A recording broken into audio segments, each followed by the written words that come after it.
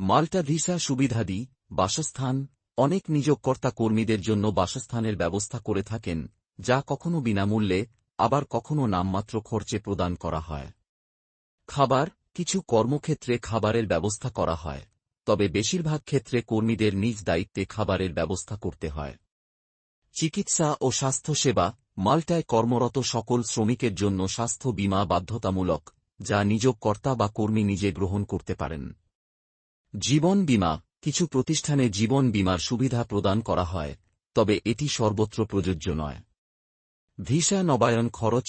Visa নবায়নের ক্ষেত্রে নির্দিষ্ট ফি প্রযোজ্য, যা সাধারণত কর্মীকে বহন করতে হয়। নৈমিত্তিক ও বার্ষিক ছুটি।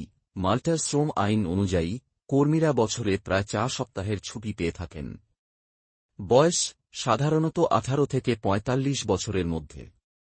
যোগ্যতা ও অভিজ্ঞতা। অদক্ষ শ্রমিকদের জন্য বিশেষ কোনো শিক্ষাগত যোগ্যতা প্রয়োজন হয় না, তবে কিছু ক্ষেত্রে পূর্ব অভিজ্ঞতা মূল্যায়ন করা হয়।